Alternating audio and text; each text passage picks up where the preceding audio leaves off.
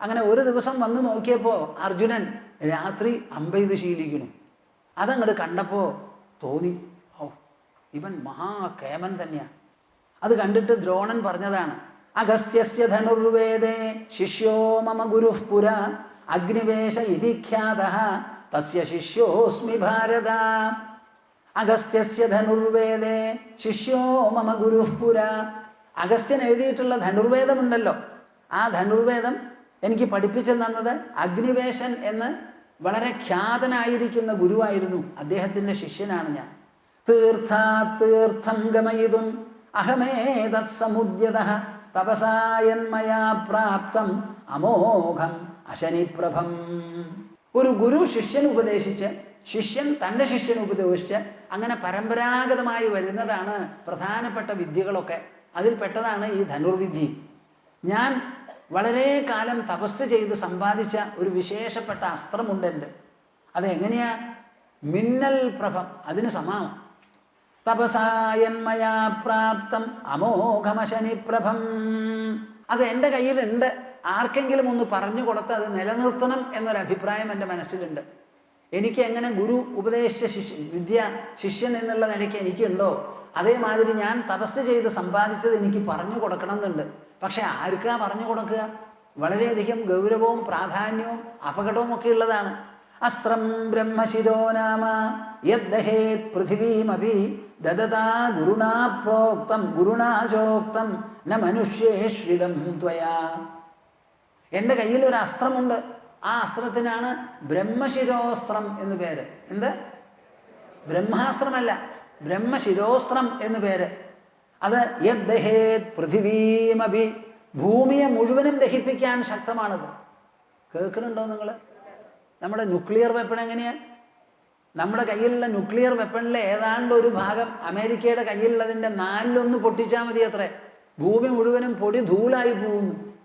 ഇപ്പൊ ദ്രോണൻ പറയണു, വേദവ്യാസൻ പറയണു മഹാഭാരതത്തിൽ, ഈ പൃഥിവിയെ മുഴുവൻ ദഹിപ്പിക്കാൻ പറ്റിയതാണെന്ന്.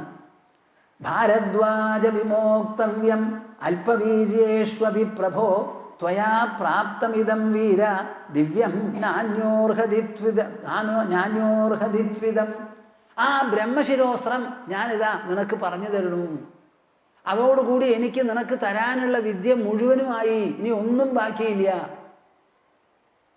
നീയാണ് എനിക്ക് ഏറ്റവും ഇഷ്ടപ്പെട്ടവൻ എന്ന് പറഞ്ഞ് ബ്രഹ്മശിരോസ്ത്രവും കൊടുത്തതിന് ശേഷം സമയസ്തുത്വയാ രക്ഷ്യോ മുനിസൃഷ്ടോ വിശാംപദേ ആചാര്യ ദക്ഷിണാം ദേഹി ജ്ഞാതിഗ്രാമസ്യ പശ്യതഃ. ഞാനിതൊക്കെ നിനക്ക് തരണു, നീ ഇത് മനസ്സിലാക്കണു. എല്ലാവരും ജ്ഞാതികളൊക്കെ 4 ഭാഗത്തും ഉണ്ട്. നിനക്ക് തന്നു കഴിഞ്ഞു. ഇനി എൻ്റെ കയ്യിൽ ഒന്നുമില്ല, ബാക്കി വെപ്പൊന്നുമില്ല, കലവറയില്ല. ഇനി എനിക്കൊരു ഗുരുദക്ഷിണ തരണം, അതിന് നീ തയ്യാറാവണം എന്ന് പറഞ്ഞു അത്രേ. അപ്പൊ ഗുരുദക്ഷിണ തരാൻ തയ്യാറാവണമെന്ന് പറഞ്ഞു. ഞാനിത് മുമ്പ് പറഞ്ഞ കാര്യമാണ്, ഒന്നും കൂടി ആവർത്തിക്കുന്നു. ചില ആൾക്കാർ പുതിയതായിട്ട് കേൾക്കാനുണ്ടാവുമല്ലോ. അത് പറഞ്ഞപ്പോ ശരി എന്ന് പറഞ്ഞ് സ്വീകരിച്ച ഗുരുദക്ഷിണ എന്തായാലും ഞാൻ തരാം. അപ്പൊ ഗുരുദക്ഷിണ തരണം എന്ന് പറഞ്ഞപ്പോ എന്തെങ്കിലും മനസ്സിൽ ഇരിപ്പുണ്ടാവുമല്ലോ, അതാണല്ലോ തരണം എന്ന് പറഞ്ഞത്. പറയേണ്ട ആവശ്യമില്ലല്ലോ. ദദാനീതി പ്രതിജ്ഞാതേ ഫാൽഗുനേനാബ്രവീത് ഗുരുഃ യുദ്ധേഹം പ്രതിയോദ്ധവ്യോ യുധ്യമാനസ്ത്വയാനഘ. എന്താ ഗുരുദക്ഷിണ? സമയം വരുമ്പോ നീ എന്നോട് യുദ്ധം ചെയ്യണമെന്ന്. സമയം വരുമ്പോ നീ എന്നോട് യുദ്ധം ചെയ്യണം എന്ന് ഗുരു ശിഷ്യനോട് പറയാ. ഏകലവ്യന്റെ തള്ളവിരലേ മേടിച്ചുള്ളൂ. ഇവിടെ ഇപ്പൊ ദ്രോണൻ എന്താ ചെയ്യണത്? തന്നെ അർജുനന്റെ മുൻപിൽ ത്യജിക്കുകയാണ്. നീ എന്നെ യുദ്ധം ചെയ്ത് മാറ് പിളർത്ത് കൊല്ലണ്ടി വന്നാ കൊന്നോളൂന്ന്. അതിന് മീതിയാണോ തള്ളവിരൽ ചോദിച്ചത്? ഇതൊക്കെ എന്തിനാ പറയണത് ചെയ്യണത് എന്ന് ചോദിച്ചാൽ ധർമ്മദൗത്യം നിർവഹിക്കാൻ. ദ്രോണനും ഭീഷ്മനും ദുര്യോധന്റെ പക്ഷത്തിൽ സാധാരണ നിലയ്ക്ക് നിന്ന് യുദ്ധം ചെയ്ത് അവർ പൂർണ്ണ സമയവും യുദ്ധം ചെയ്ത് തന്നെ തുടർന്നെങ്കിൽ ഈ പാണ്ഡവന്മാരോ ആരും ജയിക്കാൻ പോണില്ല. അതേ സമയത്ത് ധർമ്മജയത്തിന് ദുര്യോധനാദികൾ മുഴുവൻ നശിച്ച് ബാക്കിയുള്ളവരാണ് മിച്ചം വരേണ്ടത്. അപ്പൊ അത് നിർവഹിക്കാൻ വേണ്ടി പല ഘട്ടങ്ങളും ദുർഘട്ടങ്ങളും ഉണ്ടാവുകയാണ്. അതിൽപ്പെട്ട ഒന്നാണ്. ഇതെല്ലാം കഴിഞ്ഞതിന് ശേഷമാണ് അർജുനന്റെ മനസ്സിൽ പിന്നെയും സംശയം. ദ്രോണാചാര്യനോട് കൂടി പൊരുതാൻ ഭീഷ്മനോടുകൂടി പൊരുതാൻ. അതാണ് ഈ കാർപ്പണ്യദോഷം എന്ന് പറഞ്ഞ് എനിക്ക് ശ്രേയസ് ഉപദേശിക്കണം എന്ന് ചോദിക്കാൻ കാരണം. ഇതിൽ നമുക്ക് മനസ്സിലാക്കേണ്ടത് എന്താ? മനുഷ്യ ജീവിതത്തിൽ ശ്രേയസ് അഭിലഷിക്കാൻ ഇന്ന സന്ദർഭമേ വയ്ക്കൂ എന്നില്ല. നിങ്ങൾക്ക് പലർക്കും ഒരു അഭിപ്രായമുണ്ട്, ഭഗവത്ഗീത എപ്പോഴാ കേൾക്കുക? ഇപ്പൊന്നുമല്ല മോനെ മോളെ അങ്ങോട്ട് ചെല്ലരുത് കേട്ടോ, സത്രശാലയ്ക്ക് പോകാൻ പാടില്ല, അവിടെ മോക്ഷശാസ്ത്രമാണ് ഡിസ്കസ് ചെയ്യണത്, ചർച്ച ചെയ്യണത്, അത് കേൾക്കാൻ ഒരു സമയമുണ്ട്. എപ്പോഴാ? തല നരച്ചിട്ട്. നിനക്ക് പേരക്കിടാങ്ങളൊക്കെ ഉണ്ടാവട്ടെ, എന്നിട്ട് വീട്ടിലുള്ളവർക്ക് ഇവിടെ എങ്ങനെയായാലും പോയാൽ കൊള്ളാമെന്ന് തോന്നുമ്പോൾ അവിടെ ചെന്നിരുന്നോളൂ ചെയറില്ലെന്ന്. ഇതാണ് നിങ്ങളുടെ എല്ലാവരുടെയും അഭിപ്രായം. ശ്രേയസ് തേടാനായി ഒരു സമയത്തും നമ്മൾ നീക്കി വെക്കരുത്. പടക്കളത്തിൽ പോലും അർജുനൻ തേടുന്നത് ശ്രേയസ്സാണ്. Every occasion is suitable for aspiring to have shreyas, the ultimate good, the everlasting happiness of life.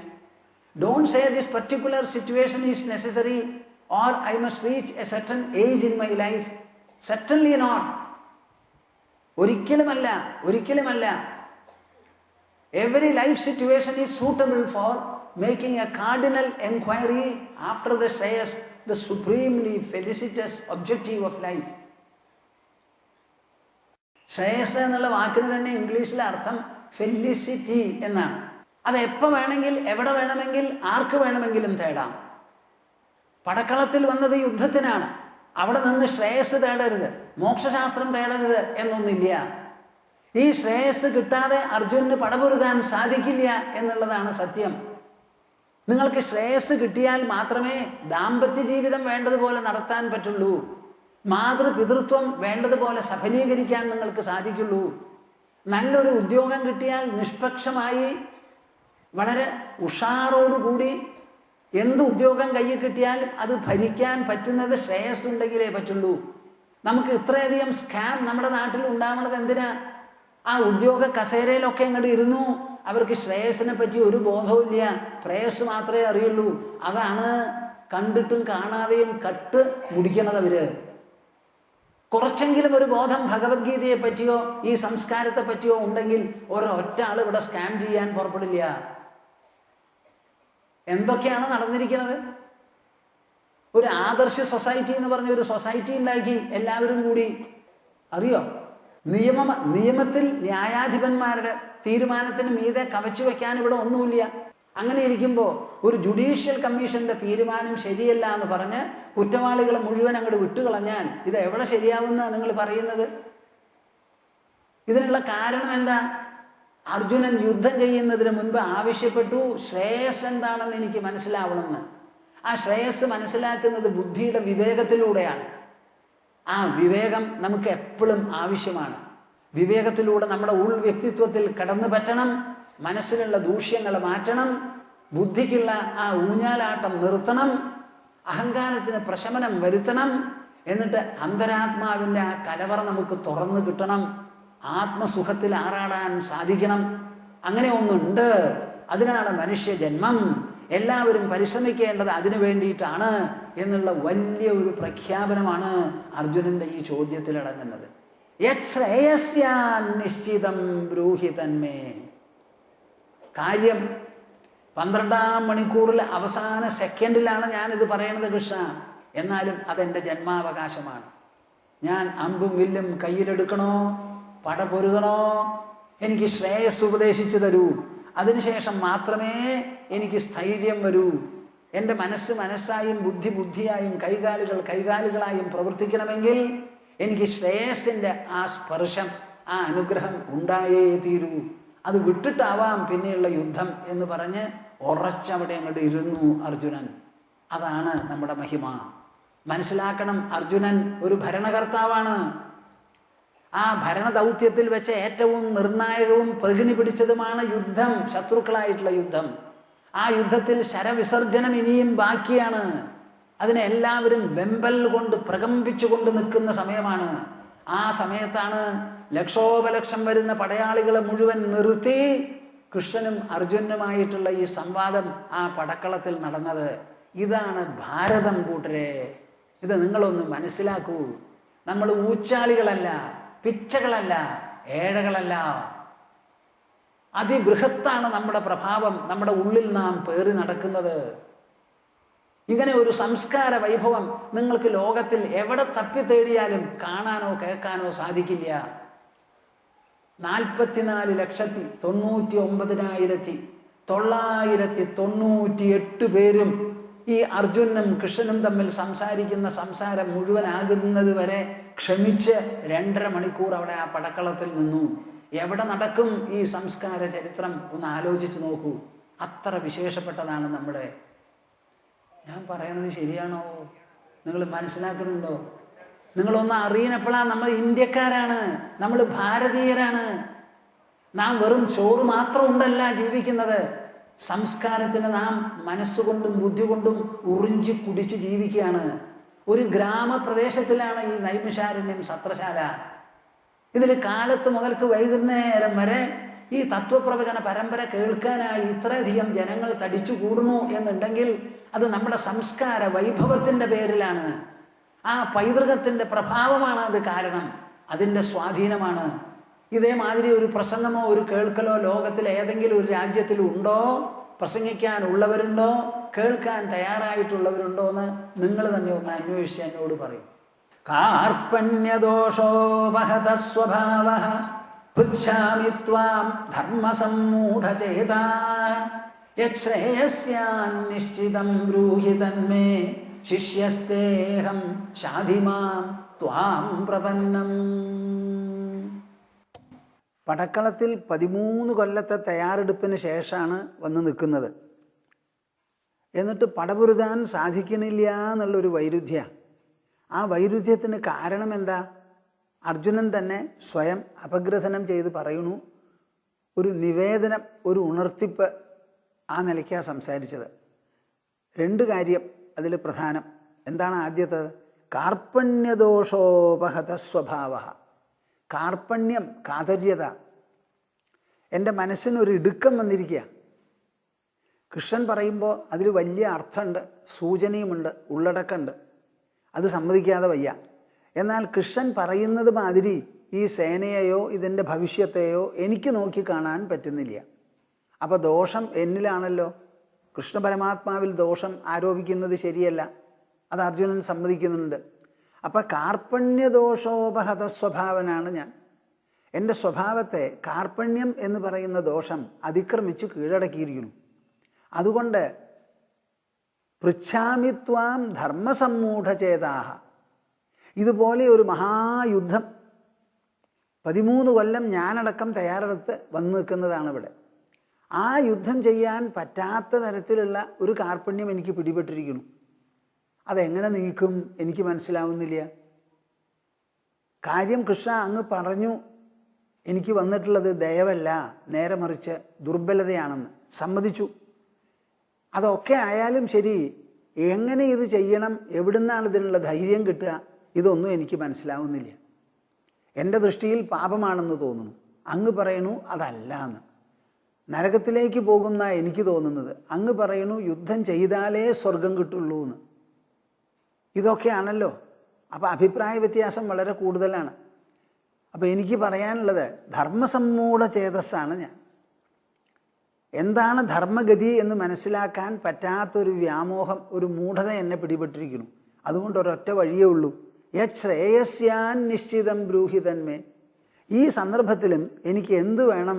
Shreyas വേണം. അതിനുള്ള വഴി പറഞ്ഞു തരൂ, ഞാൻ ശിഷ്യനാണ്, ഉപദേശിക്കൂ ഗുരുസ്ഥാനത്ത് നിന്ന്. ഇതാണല്ലോ അർജുനൻ പറഞ്ഞത്. അപ്പം തനിക്ക് വന്നിട്ടുള്ളത് കാർപ്പണ്യദോഷമാണെന്ന് സമ്മതിക്കുന്നു. താൻ ആവശ്യപ്പെടുന്നത് ശ്രേയസ്സാണെന്നും സമ്മതിക്കുന്നു. അപ്പം അർജുനൻ്റെ മനസ്സ് വെറും യുദ്ധം എന്നുള്ള ആ യുദ്ധതലത്തിൽ നിന്ന് ഉയർന്ന് ശ്രേയസ് എന്താണ് മനുഷ്യജീവിതത്തിൽ എന്ന് മനസ്സിലാക്കണമെന്നും ആ ശ്രേയോമാർഗം ഈ പടക്കളത്തിൽ നിന്ന് പട ചെയ്യുമ്പോഴും അതിനെ തന്നെ പിന്തുടരണം, അനുധാവനം ചെയ്യണം എന്നുമുള്ള ഒരു ചിന്താഗതി അവിടെ വന്നു. ഇത് ഉപായപ്പെട്ട ചിന്താഗതിയൊന്നുമല്ല, വളരെ വിശേഷപ്പെട്ടതാണ്. താൻ വന്നിട്ടുള്ളത് യുദ്ധത്തിനാണ്. അത് സാധാരണഗതിക്ക് രാജ്യത്തിനും സുഖത്തിനും വേണ്ടിയിട്ടാണെന്നാണ് എല്ലാവരും വിചാരിക്കുക. പക്ഷെ ആ നിലയൊക്കെ വിട്ട് എൻ്റെ കാർപ്പണ്യദോഷം നീങ്ങി, മൂഢത്വം മാറി, സംശയങ്ങളെല്ലാം തീർന്ന് ശ്രേയസ് കൈക്കലാക്കാൻ ഒരു സാധനയോ മാധ്യമമോ ആയി ഈ സന്ദർഭത്തെയും ഈ കൃത്യത്തെയും ഉപയോഗിക്കണം. അതിനെന്താ വഴി എന്നാണ് ചോദിക്കുന്നത്. ഇത് ഉപായപ്പെട്ട ചോദ്യമല്ല. നിങ്ങൾ ആലോചിച്ച് നോക്കിയാൽ നമ്മുടെ ജീവിതത്തിൽ പല തുറകളും ഉണ്ടാവും, പല സന്ദർഭങ്ങളും സാഹചര്യങ്ങളും വരും. എന്ത് സാഹചര്യത്തിലും അർജുനൻ ചോദിച്ച മാതിരിയുള്ള ഒരു അപേക്ഷയും ഒരു ജിജ്ഞാസയുമാണ് നമുക്കുണ്ടാവേണ്ടത്. ഞാൻ എപ്പോഴും പറയും, അധ്യാത്മമാർഗം തേടാനായി ഒരു പ്രത്യേക അവസരമോ ചുറ്റുപാടോ വയസ്സോ ജന്മമോ ഒന്നും വേണ്ട. ജീവിതത്തിൽ ഏത് തുറയിലും ആർക്കും എപ്പം വേണമെങ്കിലും ശ്രേയകാംക്ഷിയാകാം. അർജുനാണ് അതിന് പ്രധാനപ്പെട്ട തെളിവ്. പടക്കളത്തിൽ പടപൊരുതാൻ വന്നു നിന്ന അർജുനൻ ആവശ്യപ്പെടുന്നു ശ്രേയസ് എന്താണെന്ന്. നിങ്ങൾ ഒരു വ്യവസായ മേധാവി ആയിക്കോളൂ, അധ്യാപകനായിക്കോളൂ, ഭരണകർത്താവായിക്കോളൂ, കുടുംബനാഥനായിക്കോളൂ, എവിടെയാണെങ്കിലും നിങ്ങൾക്ക് ശ്രേയസ് പിന്തുടരാനുള്ള ഒന്നാം തരം സുവർണാവസരമാണത് എന്ന് മനസ്സിലാക്കണം. ഈശ്വരൻ അല്ലെങ്കിൽ ആത്മ അല്ലെങ്കിൽ അധ്യാത്മം അല്ലെങ്കിൽ മോക്ഷമാർഗം അല്ലെങ്കിൽ ധർമ്മപഥം എന്ന് പറയുന്നത് നമ്മുടെ ജീവിതത്തിൻ്റെ സന്തത സഹചാരിയാണ്. ജീവിതത്തെ സാഫല്യത്തിലേക്കും സൗഭാഗ്യത്തിലേക്കും നയിക്കാൻ നമുക്ക് ധർമ്മം, അർത്ഥം, കാമം, മോക്ഷം എന്ന് പറയുന്ന 4 പുരുഷാർത്ഥമാണല്ലോ. ആ പുരുഷാർത്ഥത്തിൽ അർത്ഥവും കാമവും കൂടിയതാണ് ലോകജീവിതം മുഴുവനും. പക്ഷേ ആ അർത്ഥവും കാമവും പിന്തുടരുമ്പോഴും കയ്യിൽ വയ്ക്കുമ്പോഴും ധർമ്മത്തിന് അനുസൃതമായി ചെയ്യണം എന്നാണ് പരമപുരുഷാർത്ഥം നമ്മെ ഉപദേശിക്കുന്നത്. അപ്പം ധർമ്മത്തിന് വിധേയമായി നിങ്ങൾക്ക് പണക്കാരാവാം, ധർമ്മത്തിന് വിധേയമായി വിവാഹം കഴിക്കാം, ധർമ്മത്തിന് വിധേയമായി സന്താനങ്ങൾ ഉണ്ടാകാം, ധർമ്മത്തിന് വിധേയമായി വിദേശ രാജ്യങ്ങളിൽ പോയി ജോലി ചെയ്യാം. എന്തു വേണമെങ്കിൽ ചെയ്തോളൂ. അർത്ഥവും കാമവും ധർമ്മത്തിന് വിധേയമായാണ് നാം സമ്പാദിക്കുന്നതെങ്കിൽ അത് മോക്ഷത്തിലേക്ക് നയിക്കും. അത് നയിക്കുന്നത് 40-45 കഴിഞ്ഞിട്ടോ അതോ 25-30 അപ്പം തന്നെ ഉണ്ടോ എന്നുള്ളതിലേ വ്യത്യാസമുള്ളൂ. ഇപ്പം ഞങ്ങളെപ്പോലെയുള്ളവരൊക്കെ ഏത് വകുപ്പിൽപ്പെട്ടവരാ? മോക്ഷം വേണം എന്നുള്ളൊരു തോന്നൽ, ശ്രേയസ് വേണം എന്നുള്ള തോന്നൽ, നിരന്തരമായിരിക്കുന്ന ആനന്ദം അനുഭവിക്കണം എന്നൊരു തോന്നൽ ചെറുപ്പകാലത്ത് തന്നെ വന്നു. കുറച്ചു കാലം ജോലി ചെയ്തു, ആ ജോലിയിൽ നൈപുണ്യക്കുറവൊന്നുമില്ല, മിടുക്കന്മാരായിരുന്നു. അതൊക്കെ കഴിഞ്ഞിട്ടും ഇതല്ല മേലെ ശ്രേയസ് കൈക്കലാക്കുന്നതാണ് മേലെ എന്ന് വിചാരിച്ച് ഉദ്യോഗം ഭരിച്ചുകൊണ്ടിരുന്ന അതേ കസേരയിലും അതേ മേശയിലും അതേ കൃത്യത്തിൻ്റെ ഒത്ത നടുവിലാണ് ഉദ്യോഗം വേണ്ടാന്ന് പറഞ്ഞ് രാജി കൊടുത്ത് സന്യാസം സ്വീകരിച്ചത്. എന്താ അപ്പം അതിന് തെറ്റ്? അപ്പം നിങ്ങളത് ആദ്യമേ ചെയ്യുന്നുവോ അതോ കുറച്ച് കഴിഞ്ഞ് ചെയ്യുന്നുവോ എന്ന ചോദ്യമേ ഉള്ളൂ. ലോകത്തിലുള്ളവരെല്ലാവരും മോക്ഷകാംക്ഷികളാവണം. അർജുനനിതാ പടക്കളത്തിൽ നിന്ന് മോക്ഷകാംക്ഷിയാകുന്നു. അതാണല്ലോ മോക്ഷശാസ്ത്രം എന്നുള്ള പേര്. വേദാന്തത്തിൽ, പ്രസ്ഥാനത്രയത്തിൽ അഗ്രിമസ്ഥാനം ഭഗവത്ഗീതയ്ക്ക് നൽകാൻ എന്താ കാരണം? അതൊരു ഭരണശാസ്ത്രമാണ്. എന്നാലും എങ്ങനത്തെ ഭരണശാസ്ത്രം? ഭരണകർത്താക്കളെ മോക്ഷത്തിലേക്ക് നയിക്കുന്നതായ വിശേഷപ്പെട്ട ഒരു സാധനയാണ് അതിൽ ആവിഷ്കരിച്ച് പ്രതിപാദിച്ചിട്ടുള്ളത്. ഇത് നിങ്ങൾ ആരും മനസ്സിലാക്കാൻ വിട്ടുപോകരുത്. ജീവിതം എപ്പോഴും ലൗകികമല്ലാത്തൊരു ജീവിതം ലോകത്തിലുണ്ടാവുമോ? ഞങ്ങളുടെ ആശ്രമം സ്ഥിതി ചെയ്യുന്നത് പാണ്ഡവഗിരിയിലാണ്, അതിൻ്റെ കിഴക്കേ ചെരുവിലാണ്. ഈ പാണ്ഡവഗിരിയാണ് പാണ്ഡവന്മാരും ദ്രൗപദിയും കൂടി വന്നിരുന്ന് തപസ് ചെയ്ത് ആ തപസ്സിൻ്റെ സ്മരണ ധാരാളം മുറ്റി നിൽക്കണു. ധർമ്മക്ഷേത്രേ കുരുക്ഷേത്രേ എന്ന് പറഞ്ഞതുപോലെ ആ പാണ്ഡവ ദ്രൗപദി സാന്നിധ്യം മുറ്റി നിൽക്കുന്നതാണ് ഈ പാണ്ഡവഗിരിയുടെ തലം. അവിടെയാണ് നമ്മുടെ ദേവീക്ഷേത്രം. അപ്പോൾ പാണ്ഡവഗിരി ദേവീക്ഷേത്രം എന്ന് പറഞ്ഞാൽ അവിടെ നമ്മുടെ സ്മരണ എങ്ങോട്ടാ ചെല്ലുന്നത്? മഹാഭാരത യുദ്ധം ആ സമയത്ത് 5152 കൊല്ലം മുൻപിലേക്കാണ് ചെല്ലുന്നത്. ഇവിടെ ആരാരെല്ലാം വന്ന് കയറുന്നുവോ അവർ കാല് കുത്തുന്നത് 5152 കൊല്ലം ചരിത്രം പേറി നിൽക്കുന്ന വിശേഷപ്പെട്ട പാണ്ഡവഗിരി ശൃംഗത്തിലേക്കാണ്, അതിൻ്റെ തലത്തിലേക്കാണ്. അത് നല്ല പോലെ നമ്മളെല്ലാവരും മനസ്സിലാക്കണം. ധർമ്മക്ഷേത്രേ കുരുക്ഷേത്രേ എന്ന് പറഞ്ഞതുപോലെ ഞാനിവിടെ വന്ന് താമസിച്ചു. ആ താമസിച്ചത് മുതൽ എൻ്റെ മനസ്സിൽ എന്തായി? എന്തിനാ ഇവിടെ വന്നത്? ഈ ഭൂതലം തന്നെയാണ് ബാക്കി എല്ലാവരും ഉള്ളതുപോലെ. ഞങ്ങളുടെ ആശ്രമം നിലനിൽക്കുന്നത് ഇവിടെയാണ്. ഇവിടെ ജോലിക്കാരുണ്ട്, മാർക്കറ്റിലേക്ക് പോവും, അങ്ങാടിയിൽ പോയി സാധനം മേടിച്ചുകൊണ്ട് വരും. ലോകത്തിലുള്ള മനുഷ്യർ തന്നെയാണ് ഞങ്ങളുടെ ആശ്രമത്തിലേക്ക് ജിജ്ഞാസുക്കളായി, സാധകന്മാരായി, ഭക്തന്മാരായി, ഭാഗവതന്മാരായി വരുന്നത്. അവരോടുകൂടി സംസാരിക്കുന്നത് എന്താ? കുറേയൊക്കെ ലോകകാര്യങ്ങൾ അവർക്ക് വിഷമുള്ളത് പറയും, അല്ലെങ്കിൽ ആവശ്യമുള്ളത് ചോദിക്കും. ഞങ്ങൾ അങ്ങോട്ട് പറയണത് അധ്യാത്മമായിരിക്കും. അപ്പം ഈ ലോകജീവിതം തന്നെയാണ് അധ്യാത്മമായി ചമയുന്നത് എന്ന് നിങ്ങൾ മനസ്സിലാക്കണം. നിങ്ങളുടെ ദാമ്പത്യ ജീവിതവും അതുപോലെ അധ്യാത്മമാവണം, വ്യാവസായിക ജീവിതവും അതുപോലെ അധ്യാത്മമാവണം. ഈ ലോകം എന്ന് പറയുന്നത് തന്നെ ഈശ്വര ക്ഷേത്രമാണത്.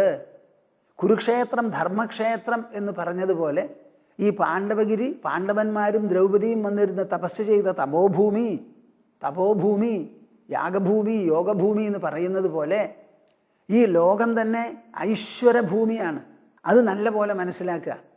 പടക്കളത്തിൽ നിന്ന് ശ്രേയസ് വേണം എന്ന് പറഞ്ഞതുപോലെ ഗൃഹജീവിതത്തിൻ്റെ ഉള്ളിൽ നിന്ന് മോക്ഷം വേണം എന്നുള്ള ആ ത്വര നിങ്ങൾക്ക് ഉണ്ടാവണം. നിങ്ങൾ ചെയ്യുന്നത് എന്തോ ആവട്ടെ, പോകുന്നത് എവിടെയോ ആവട്ടെ, ഉണ്ടാവുന്നത് എന്തോ ആകട്ടെ, കൈക്കലാക്കിയത് എന്ത് നേട്ടം വേണമെങ്കിൽ ആയിക്കോട്ടെ, ഈ നേട്ടം മുഴുവനും അന്വർത്ഥമാകണമെങ്കിൽ ശ്രേയകാംക്ഷിയായേ പറ്റൂ. യുദ്ധം നടക്കാൻ പോണേ ഉള്ളൂ. ഗാണ്ഡീവം കയ്യിൽ നിന്ന് താഴെയാണപ്പോൾ, എടുക്കാൻ പറ്റിയിട്ടില്ല. ആ സമയത്താണ് പറയണത്, എനിക്ക് ആവശ്യം യുദ്ധമോ ജയമോ നേട്ടമോ അല്ല, എനിക്ക് ആവശ്യം ശത്രു സംഹാരമല്ല, എനിക്ക് വേണ്ടത് ശ്രേയസ്സാണ് എന്നിങ്ങനെ ഉറച്ചു പറയാൻ. ഇത് ഭാരതത്തിൻ്റെ മുഖമുദ്രയാണത്.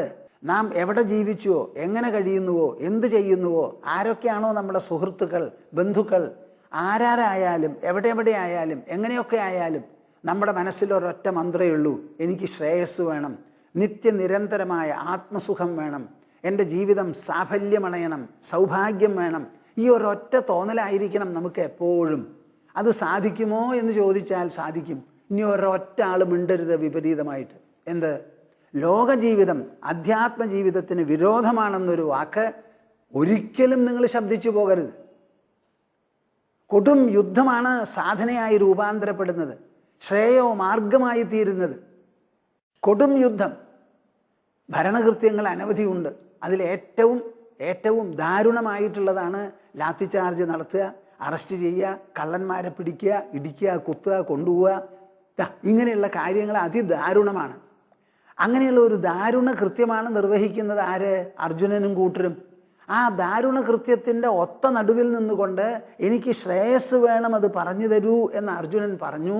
ഇതാണ് നമ്മുടെ മാനദണ്ഡം, നമ്മുടെ മുഖമുദ്രയെങ്കിൽ ഭാരതത്തെയും ഭാരതീയ ജീവിതത്തെയും നിങ്ങൾ എങ്ങനെ വിലമതിക്കണു എന്ന് എനിക്ക് അറിയണം.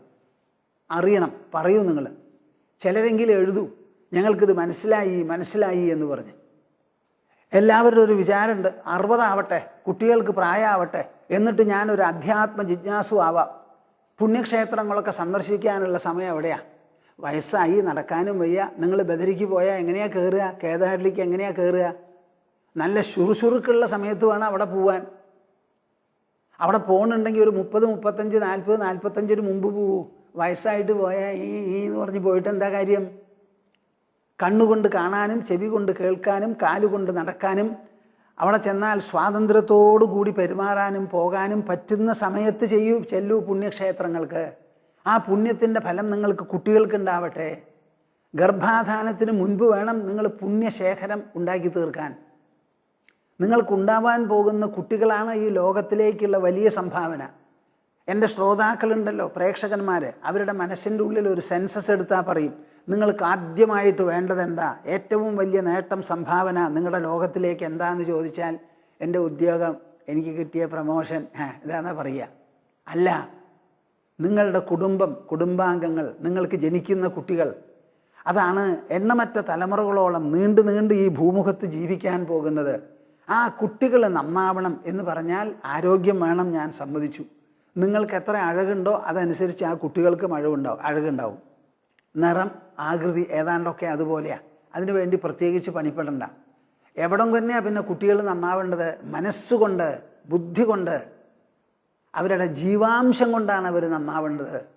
അതിനാണ് സംസ്കാരം എന്ന് പറയുക.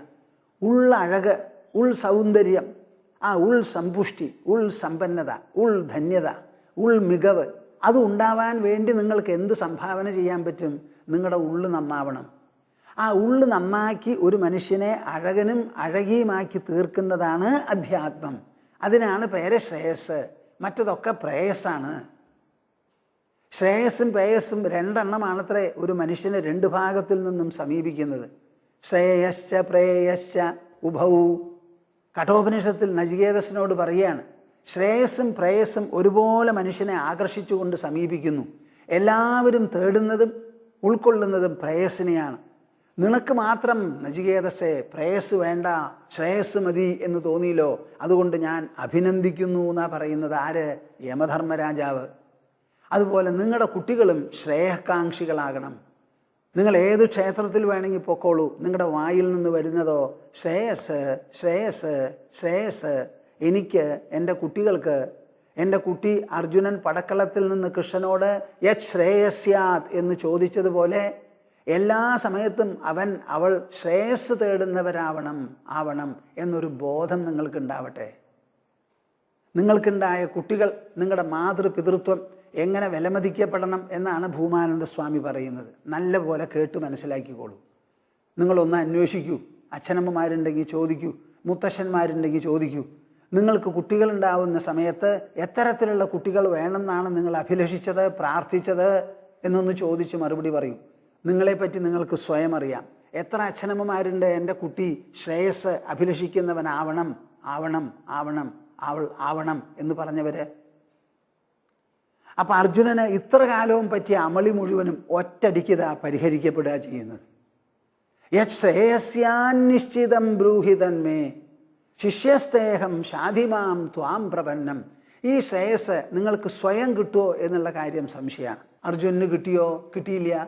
കൃഷ്ണൻ കൂടെ ഉണ്ടായിരുന്നില്ലേ? ഉവ്. സഹോദരന്മാരില്ലേ? ഉവ്. വേദ ഇതിഹാസ പുരാണങ്ങൾ പഠിച്ചിട്ടില്ലേ? കേട്ടിട്ടില്ലേ? ഉവ്. അസ്ത്രശസ്ത്ര വിദ്യയുടെ കൂടെ അതും പഠിച്ചിട്ടുണ്ട്. അതുകൊണ്ടാണല്ലോ കൃഷ്ണന് കുറേയൊക്കെ ശാസ്ത്രം അവതരിപ്പിച്ചുകൊണ്ട് നരകേ അനിയതം വാസോ ഭവതീത്യനുശുശ്രുമ എന്ന് പറഞ്ഞത്. നരകത്തിൽ ദീർഘകാലം താമസിക്കേണ്ടി വരും നമുക്ക് എന്ന് പറയുമ്പോൾ കൃഷ്ണനടക്കാ പറയുന്നത് എന്നിങ്ങനെ പറഞ്ഞുല്ലോ. ഉത്സന്ന കുലധർമാണാം എന്നൊക്കെ പല ശാസ്ത്രങ്ങളും കോട്ട് ചെയ്തു. അപ്പൊ അറിവില്ലാത്തവനല്ല. അതൊക്കെ ഉണ്ടായിട്ടും ഇന്നേ വരെ ശ്രേയസ് കയ്യിൽ പെട്ടിട്ടില്ല, അത് വേണമെന്ന് തോന്നിയില്ല, ഒക്കെ കുട്ടിച്ചോറാക്കുക ചെയ്തിരിക്കുന്നത്.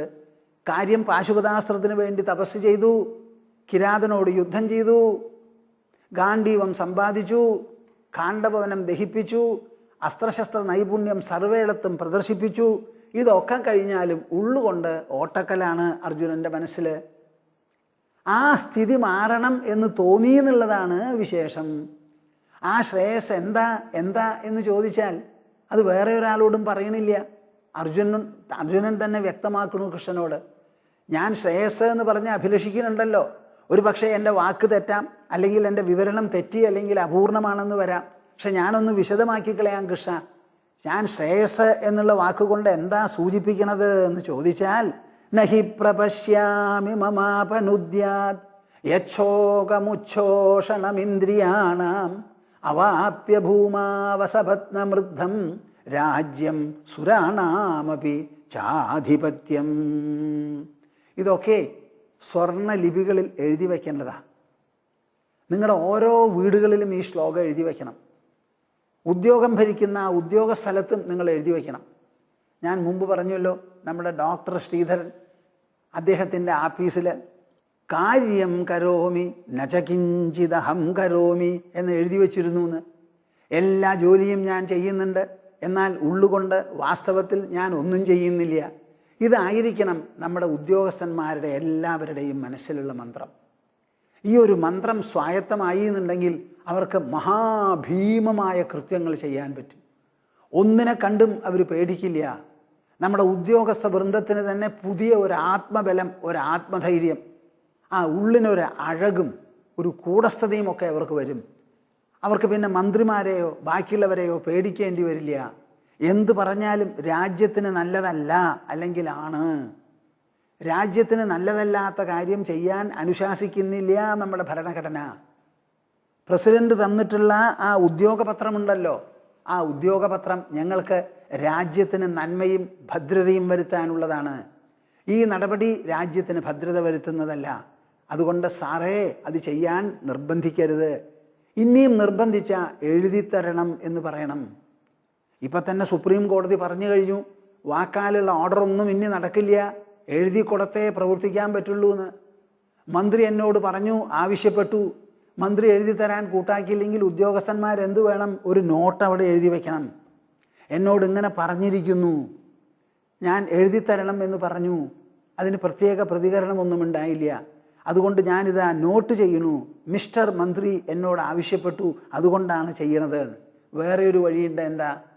നമ്മൾ തമ്മിൽ സംസാരിച്ചതിൽ അങ്ങ് എന്നോട് ഇങ്ങനെ ചെയ്യണം എന്ന് പറയുകയുണ്ടായല്ലോ. ഇൻ പേഴ്സ്വൻസ് ഓഫ് ദാറ്റ്, അതിനെ തുടർന്ന് ഞാനിതാ ഇന്ന കാര്യത്തിൽ ചെയ്യണു എന്ന് സമയോചിതം ഒരു നോട്ട് എഴുതി മന്ത്രിയുടെ കസേരയ്ക്ക് കൊടുത്തയക്കുക. എത്ര തവണ നമ്മുടെ കോടതി പറയുന്നുണ്ട്, നമ്മുടെ IAS ഉദ്യോഗസ്ഥന്മാർ ക്ലർക്കുമാരല്ല, അവർ അസിസ്റ്റന്റുമാരല്ല, ഭരണകൂടത്തെ ഉപദേശിക്കേണ്ടവരാണ്. ഇവിടെ തെരഞ്ഞെടുത്തവരൊക്കെ വരുന്നത് പൂർവ്വപരിചയം കൊണ്ടല്ല, അവർക്ക് ഭരണപരിചയമില്ല. ഇപ്പം നമ്മുടെ ഒരു പുതിയ പാർട്ടിയാണ് കയറിയിരിക്കുന്നത് എവിടെ? ഡൽഹിയിൽ. അവർ കയറിയത് ഒരൊറ്റടിക്ക് വേണ്ടത്ര സീറ്റ് കൊടുത്തു. അത് ഭാരതത്തിൻ്റെ ഒരു മഹിമയാണത്. ആദ്യമായി ഒരു ഇലക്ഷനിൽ മത്സരിച്ച പാർട്ടിക്ക് ഇത്രയധികം സീറ്റ് കിട്ടുക, അതും തലസ്ഥാന നഗരിയിൽ എന്ന് പറഞ്ഞാൽ ഭാരതത്തെ എത്ര സ്തുതിച്ചാലും പോരാന്നാണ് എനിക്ക് പറയാനുള്ളത്. എല്ലാവരും പറയും നമ്മൾ പാപ്പരന്മാരാണ്, വിഡ്ഢികളാണ്, വിദ്യാഭ്യാസം പോരാ, ഭരണത്തിന് സാമർഥ്യം പോരാ എന്നൊക്കെ പറഞ്ഞാലും ഭരണക്കാരെ തെരഞ്ഞെടുക്കുന്നതിൽ ഇലക്ട്രേറ്റ്, നമ്മുടെ തെരഞ്ഞെടുക്കുന്ന മനുഷ്യരുണ്ടല്ലോ, അവർ നല്ല വിവേകവും മനോദാർഢ്യവും കാണിക്കുന്നുണ്ട്. അവരിപ്പോൾ ഭരണക്കസേരയിൽ കയറിയിരിക്കുന്നു. എല്ലാം കൊണ്ടും അറിയാം അവർക്ക് ഭരണപരിചയമില്ല എന്ന്. ഭരണപരിചയമില്ല. അവരെ ഉപദേശിക്കേണ്ടത് നിലവിലുള്ള IAS ഉദ്യോഗസ്ഥന്മാരാണ്. അവരെ തെരഞ്ഞെടുത്തിരിക്കുക. ഒന്ന് ഇലക്ഷനാണ്, പിന്നെ ഒന്ന് സെലക്ഷനാണ്. ഇലക്ഷൻ എന്ന് പറഞ്ഞാൽ എന്താ? പെട്ടെന്ന് നിന്നു, ഒരു മാസം 1.5 മാസം പ്രചാരം നടത്തി, എല്ലാവരും പടം വെച്ചു, അവിടെ വെച്ചു, ഇവിടെ വെച്ചു, എല്ലാം കഴിച്ചു, ഒരു ബാലറ്റ് പേപ്പർ കൊണ്ടിട്ടു, റോഡീം കഴിഞ്ഞു അങ്ങോട്ട്. അങ്ങനെ വരുന്നവരാ അവർ. അതിൽ ഓരോ തവണ ഓരോരുത്തരെ പിടിച്ചു നിർത്തുക, പാർട്ടിയുടെ ഇഷ്ടപ്രകാരം. അതിൽ പരിചയമുള്ളവരായിക്കൊള്ളണം എന്നൊന്നുമില്ല. പുതുമുഖം എന്നാണല്ലോ ഇപ്പോൾ നമ്മൾ ആവശ്യപ്പെടുന്നത്. ഈ IAS ഉദ്യോഗസ്ഥന്മാരങ്ങനെയല്ല. അവർക്ക് പരീക്ഷയുണ്ട്. 1 കൊല്ലം 2 കൊല്ലം തയ്യാറെടുക്കണം. ഒരു 14 മണിക്കൂർ 16 മണിക്കൂർ ഒരു ദിവസം പഠിക്കേണ്ടി വരും അവർക്ക്. ആ വിഷയങ്ങളിൽ എത്രത്തോളം പ്രാവീണ്യമുണ്ട് എന്നൊക്കെ നോക്കി essay ഒക്കെ എഴുതി പരിശോധനയൊക്കെ കഴിച്ച് പാസ്സാക്കിയതിന് ശേഷം വ്യക്തിപരമായിട്ടുള്ള ഒരു അഭിമുഖ സംഭാഷണം നടത്തും. അത് കഴിഞ്ഞ് പോലീസ് വെരിഫൈ ചെയ്തിട്ടാണ് അവരെ റാങ്ക് ലിസ്റ്റൊക്കെ തയ്യാറാക്കി അങ്ങോട്ട് പോടുന്നത്. അത് കഴിഞ്ഞാലോ, എടുത്തു കഴിഞ്ഞതിന് ശേഷം പിന്നെ എന്തുണ്ടായി? അവർക്ക് ട്രെയിനിങ് കൊടുക്കുക. നമ്മുടെ രാജ്യം എന്ത്, ഭരണം എന്ത്, ഭരണകൂടം എന്ന് പറഞ്ഞാൽ എന്താ, നിങ്ങളെ ഞങ്ങൾ എടുക്കണു. കുറേ പേര് കേന്ദ്രത്തിൽ ജോലി ചെയ്യും, കുറേ സംസ്ഥാനത്തിലേക്ക് അയക്കും, സംസ്ഥാനത്തിൽ നിന്ന് കേന്ദ്രത്തിലേക്കും, കേന്ദ്രത്തിൽ നിന്ന് മടക്കി സംസ്ഥാനത്തിലേക്കും അയച്ച് നമ്മുടെ ഭാരതത്തിലൊട്ടാകെ ഒരു ഉദ്യോഗ ഭരണത്തിലൊരു ഏകതാനത നമുക്കുണ്ടാവണം. നിങ്ങൾ ഏത് സംസ്ഥാനത്തിൽ വേണമെങ്കിൽ ഉദ്യോഗസ്ഥന്മാരായിക്കോളൂ. ഉദ്യോഗം എന്ന് പറയുന്നത് ഭാരത ഭരണ കൃത്യമാണെന്ന് മനസ്സിലാക്കണം. അങ്ങനെ എടുക്കുന്നവരാണ്. അപ്പം അവർ വേണ്ടതുപോലെ ഉപദേശിക്കണം. കാര്യം ആരെയാ ഉപദേശിക്കുന്നത്? തന്നേക്കാൾ മേലെയുള്ള ഭരണം തെരഞ്ഞെടുത്ത ആൾക്കാരെ, മന്ത്രിമാരെയാണ് ഉപദേശിക്കുന്നത്. ഒരു ജഡ്ജ് കേസ് നടത്തുന്ന സമയത്ത് വക്കീൽമാരോട് പറയുന്നത് എന്താ? ഈ കാര്യത്തിൽ തർക്കം നടന്നുണ്ടല്ലോ, ഈ ഒരു പോയിന്റ് ഞങ്ങൾക്ക് ശരിക്കും മനസ്സിലാവുന്നില്ല, will you please enlighten me on this എന്നാണ് ജഡ്ജ് വക്കീലോട് പറയുക. ഈ ഒരു കാര്യത്തിൽ നമ്മുടെ ഭരണഘടന പറയണത് എന്താ, നമ്മുടെ നിയമം പറയണത് എന്താ, പൂർവ്വവഴക്കം എന്താ എന്നൊന്ന് പറഞ്ഞു തരാമോ എന്ന് ചോദിക്കുക വരെ അവർ ചെയ്യും. കാര്യം വിധി പറയാൻ പോകുന്നവരാണവർ. അപ്പോഴും പറയാണ്, ഞങ്ങളെ ഒന്ന് പ്രബുദ്ധരാക്കി തരാമോ ഈ കാര്യത്തിൽ നിന്ന്. അതാണ് ഉപദേശം എന്നുള്ള വാക്കിനർത്ഥം. അപ്പം മന്ത്രിമാരെ പ്രബുദ്ധരാക്കേണ്ടവരാണ് ഉദ്യോഗസ്ഥന്മാർ. ആ ഉദ്യോഗസ്ഥന്മാർ അവരുടെ ദൗത്യം മനസ്സിലാക്കണം.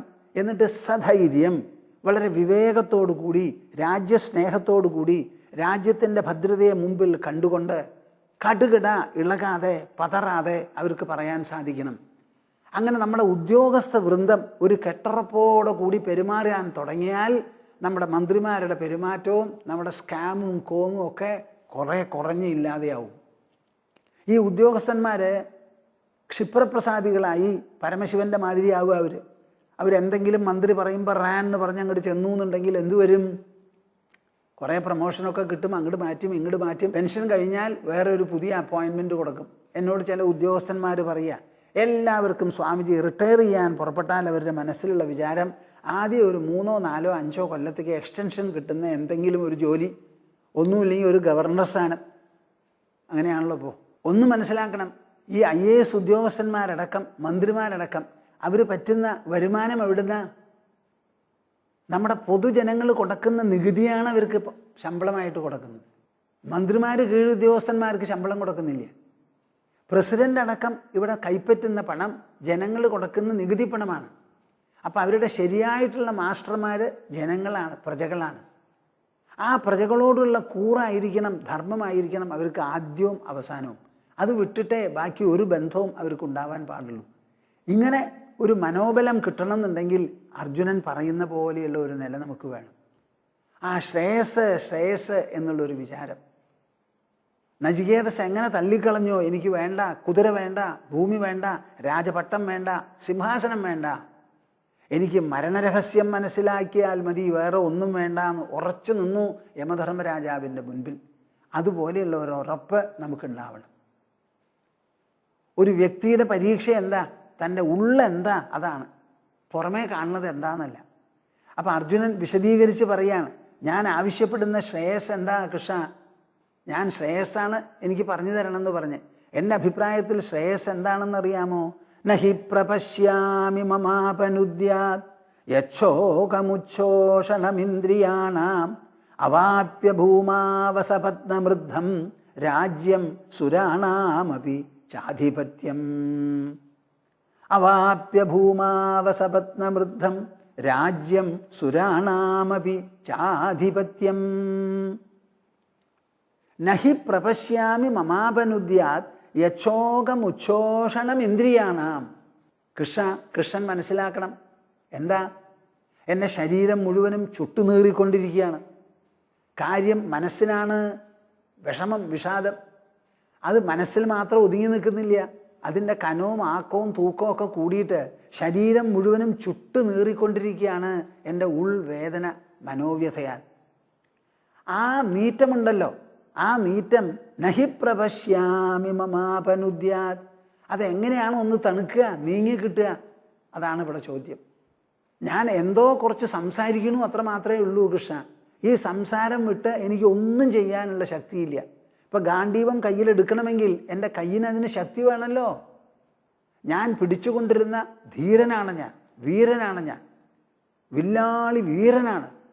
ആ വീരൻ്റെ കൈകളിൽ നിന്ന് അങ്ങോട്ട് വീഴാ ചെയ്തത് ഗാണ്ഡീവം, താഴത്തേക്ക് വീഴാ ചെയ്തത്. എന്താ അതിനർത്ഥം?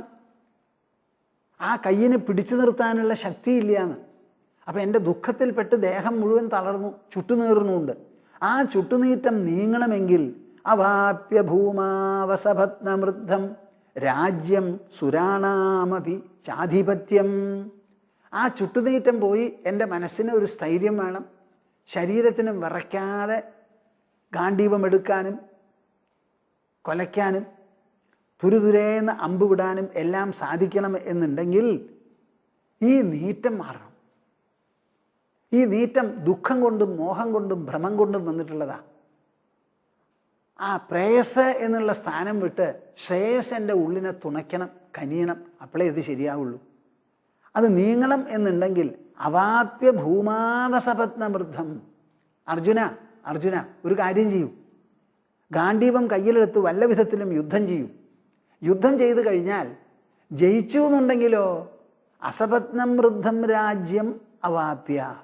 ശത്രുക്കളൊന്നുമില്ലാതെ, മത്സരത്തിനാരുമില്ലാതെ അജയ്യനായി ലോകത്തിൽ സിംഹാസനത്തിൽ ഇരിക്കാം, ഏകഛത്രാധിപതിയായി വാഴാം.